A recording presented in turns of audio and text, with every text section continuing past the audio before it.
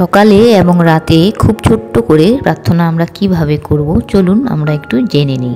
আমরা সবাই জানি প্রভু যিশুর শেখানো প্রার্থনা, তাই ঘুম থেকে উঠে আমরা আগে সেই প্রভু যিশুর শেখানো প্রার্থনা করে নেব, তারপর আমরা প্রার্থনা করতে পারি। প্রার্থনা করতে পারি এই জন্যই বললাম, কারণ প্রার্থনা কোনো শেখার জিনিস নয়। আপনার মনে যেমন আছে তাই করতে পারেন। যেভাবে আপনি মানুষের সাথে কথা বলেন, আপনার মা বাবার সাথে কথা বলেন, আপনার পরিবারের মানুষের সাথে কথা বলেন, ঠিক সেইভাবেই আপনি আপনার ঈশ্বরের সাথে আপনার মনের বা হৃদয়ের কথা বলবেন। কিন্তু তবুও ঈশ্বরের কৃপা লাভ করার জন্য সকালে এইভাবে আমরা প্রার্থনা করতে পারি। হে ঈশ্বর, আমি বিশ্বাস করি যে তুমি এই মুহূর্তে আমার সামনেই রয়েছ।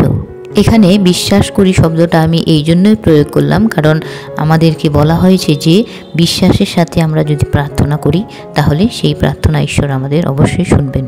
আমি তোমার ভক্ত এবং আমি তোমার পূজা করি। হে ঈশ্বর, তুমি আমাকে সৃষ্টি করেছ, তোমার পুত্রের রক্তে আমার পরিত্রাণ সাধন করেছ, পবিত্র আত্মার প্রসাদে আমাকে পরিশুদ্ধ করেছ। গত রাতে সমস্ত খারাপ থেকে, সমস্ত বিপদ থেকে আমাকে তুমি রক্ষা করেছ এবং তোমার সেবার জন্য আমাকে আরও একটা দিন তুমি আমার জীবনে আজ দিলে। এই সমস্ত ও আরও অন্যান্য অনুগ্রহের জন্য আমি তোমাকে আমার হৃদয়ের অন্তঃস্থল থেকে ধন্যবাদ জানাই এবং তোমার সামনে যাচনা করি বা তোমার কাছে আমি চাই যেন আমি অন্য সমস্ত বিষয়ে তোমার আদেশ পালন করি। আমি যেন তোমাকে কোনোভাবেই অসন্তুষ্ট না করি এবং তোমার কৃপা লাভ করি। এইভাবে প্রার্থনা করে আমরা দিন শুরু করতে পারি এবং রাতেও আমরা আবার এইভাবে প্রার্থনা করতে পারি। এবার তাহলে আমরা দেখে নেব রাতে আমরা কিভাবে প্রার্থনা করতে পারি। হে সর্বশক্তিমান ঈশ্বর, আজ সারাটা দিন আমার সাথে সাথে থেকে আমাকে সমস্ত বিপদের হাত থেকে রক্ষা করার জন্য তোমাকে আমি ধন্যবাদ জানাই। আমার আজকের এই দিনটি শেষ হতে চলেছে এবং আমি ঘুমোতে যাব।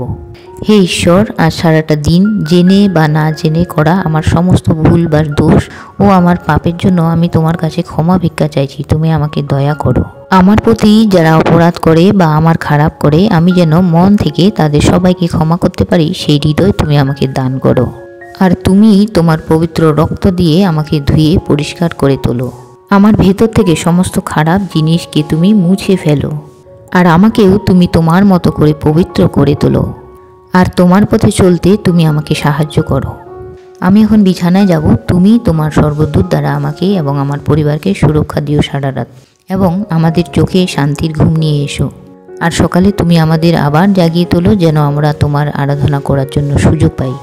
আমার এই সকল প্রার্থনা তোমার পুত্র ইম্মানুয়েল যীশু খ্রিস্টের নামে চাই, আমেন।